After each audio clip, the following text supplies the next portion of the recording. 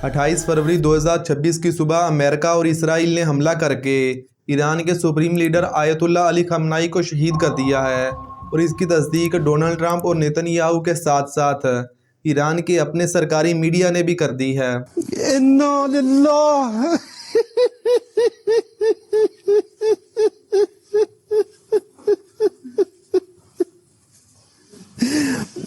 इन्ना लिल्लाह व इन्ना इलैहि राजिऊन। इस वक्त पूरे मिडिल ईस्ट के अंदर सूरत हाल काफ़ी कशीदा है क्योंकि ईरान ने भी जवाबी हमले शुरू कर दिए हैं और शुरू में तो ईरान ने मिडिल ईस्ट के अंदर मौजूद अमेरिका के फौजी अड्डों को निशाना बनाया है।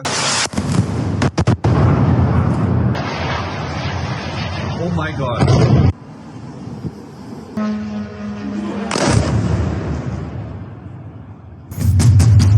एक तरफ तो पहले ही पाकिस्तान और अफगानिस्तान के दरमियान जंग चल रही थी और अब ईरान पर हमला होने के बाद इस पूरे खित्ते की सूरत हाल बहुत ज़्यादा खतरनाक हो चुकी है और खुदा न खास्ता अगर आने वाले दिनों में मज़ीद ममालिक इसके अंदर कूदते हैं यानी कि ये मामला मज़ीद एक्सकलेट करता है तो ये वर्ल्ड वार 3 की शुरुआत भी हो सकती है। लेकिन अभी हम बात कर लेते हैं कि अमेरिका और इसराइल ईरान पर हमला करके असल में हासिल क्या करना चाहते हैं, क्योंकि अमेरिका ने जिस तरीके से इस बार ईरान पर हमला किया है, जिस बड़े स्केल पर यह हमला किया है, ये मामला इतनी जल्दी ख़त्म होता नज़र तो नहीं आ रहा। और अगर खुदा न खास्ता ईरान ये जंग हारता है तो ये ईरान से ज़्यादा पाकिस्तान के लिए ख़तरनाक होगा। Destroy their missiles and raise their missile industry to the ground. We're going to annihilate their navy. We're going to ensure that the region's terrorist proxies can no longer destabilize the region or the world. And we will ensure that Iran does not obtain a nuclear weapon.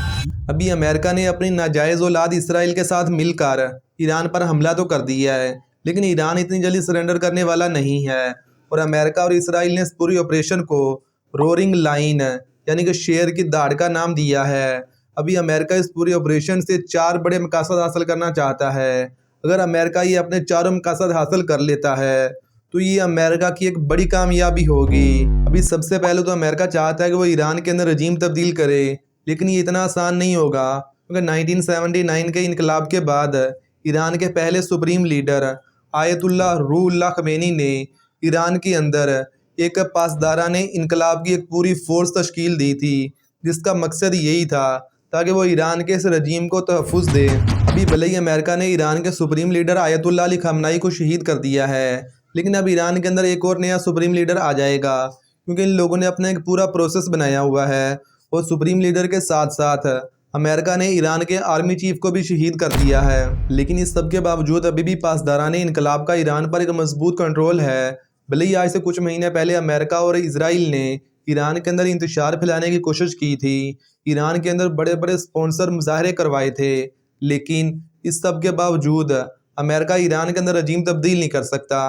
अगर America ने Iran के अंदर रजीम तब्दील करना है तो उसके लिए अमेरिका को अपनी फोर्सेस ग्राउंड पर उतारनी होंगी। अभी तक तो अमेरिका ने ईरान पर फ़ज़ाई हमले किए हैं क्योंकि ईरान के पास एयरफोर्स तो ना होने के बराबर है, इसीलिए अमेरिका और इसराइल ने अपने फ़ज़ाई टारगेट तो अचीव किए हैं। लेकिन अगर अमेरिका अपनी फोर्सेस ग्राउंड पर उतारता है तो ये इसकी सबसे बड़ी गलती होगी, क्योंकि इस वक्त ईरान के पास दुनिया की एक बड़ी फ़ौज है जिसमें 6,10,000 एक्टिव और एक बड़ी तादाद रिज़र्व फ़ौजियों की भी शामिल है। इसीलिए अगर अमेरिका अपने 20, 30 या 50,000 फ़ौजियों को अगर ईरान के अंदर उतारता है तो ईरान की फोर्सेज उनका बहुत ही बुरा हाल करेंगी। और इसके अलावा अमेरिका और इसराइल का ईरान पर हमले के पीछे दूसरा बड़ा मकसद है न्यूक्लियर डील, क्योंकि अमेरिका को ऐसा लगता है कि ईरान न्यूक्लियर हथियार बना रहा है जो इसकी नाजायज़ औलाद इसराइल के लिए एक बड़ा ख़तरा है। इसीलिए अमेरिका चाहता है कि वो ईरान के साथ एक न्यूक्लियर डील करे ताकि ईरान ने अभी तक जो 400 किलो यूरेनियम इनरिच किया है वो यूरेनियम और इसके अलावा एटम बम बनाने का तमाम सामान ईरान अमेरिका के हवाले कर दे।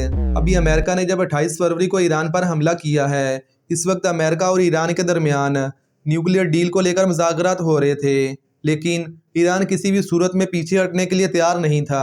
अभी एक तरफ कुछ लोग कहते हैं कि ईरान तो एटम बम बना ही नहीं रहा, जबकि दूसरी तरफ कुछ लोगों का दावा है कि ईरान ने ऑलरेडी इतना यूरेनियम इनरिच कर लिया है कि जिससे वो तकरीबन 10 एटम बम बना सकता है।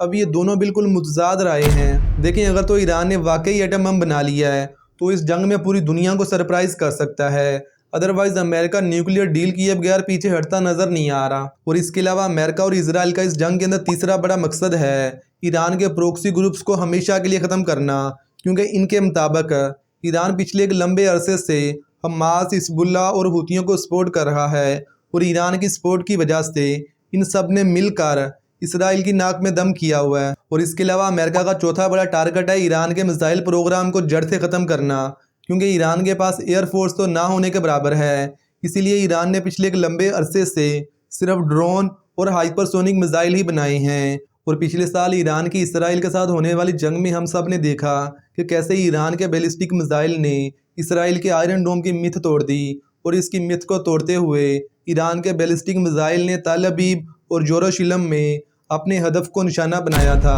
और ईरान का तो ये भी दावा कि अभी तक उन्होंने अपने नए और एडवांस मिसाइल तो चलाए ही नहीं हैं। अभी तक जो भी मिसाइल सऊदी अरब, कतर, दुबई और इजराइल पर जाकर गिरे हैं वो तो बहुत ही पुराने थे।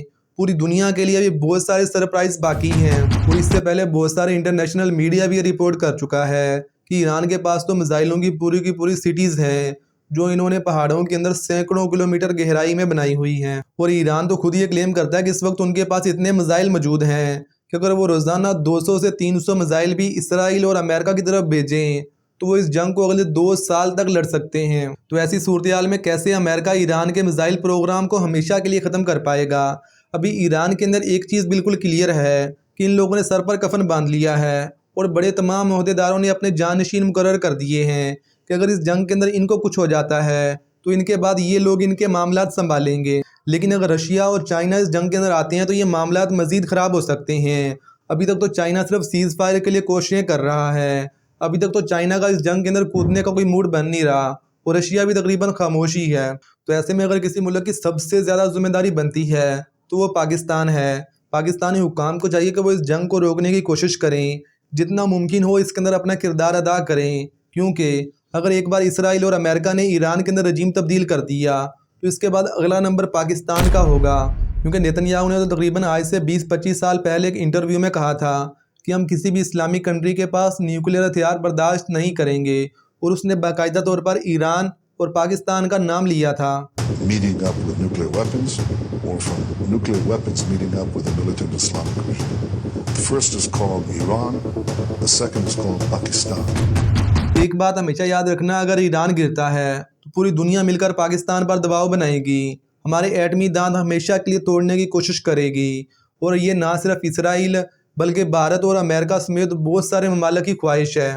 और जब मैं ये बात कर रहा हूँ तो इसका मतलब हरगिज़ ये नहीं है कि वो पाकिस्तान पर भी ईरान की तरह हमला करेंगे, बल्कि वो पाकिस्तान पर मुआशी दबाव भी बना सकते हैं, क्योंकि पाकिस्तान की इकोनॉमी ऑलरेडी तबाह हो चुकी है और आज हमारा पूरा मुल्क IMF और वर्ल्ड बैंक के कर्ज़ों पर चल रहा है। आज पाकिस्तान की इकोनॉमी की सूरत हाल तो ये है कि अगर IMF या वर्ल्ड बैंक पाकिस्तान के कर्ज़े की सिर्फ एक किस्त भी रोक लें तो हमारा पूरा निज़ाम रुक सकता है। और ये IMF और वर्ल्ड बैंक ये सारे के सारे इसराइल और अमेरिका के अंदर ही काम करते हैं। तो ऐसे में बहुत मुमकिन है कि अगर अमेरिका और इसराइल ने पाकिस्तान पर दबाव बनाना है तो पाकिस्तान के कर्ज़ों को बंद कर दें और फिर माशी बहाली के बदले पाकिस्तान के एटमी हथियारों को हमेशा के लिए ख़त्म करने या फिर अमेरिका को हैंड ओवर करने की डिमांड कर दें। तो ऐसी सूरत हाल में पाकिस्तान क्या करेगा? तो अभी इस वीडियो के आखिर में मेरी तमाम पाकिस्तानियों से गुजारिश है कि आपका तल्लुक चाहे किसी भी फ़िरके से है, आप सुन्नी शिया से बाहर निकलें और पाकिस्तान की सलामती के बारे में सोचना शुरू करें। नहीं तो वो दिन दूर नहीं जब पाकिस्तान का हाल भी शाम, लीबिया और इराक़ जैसा हो जाएगा। अल्लाह हाफिज़।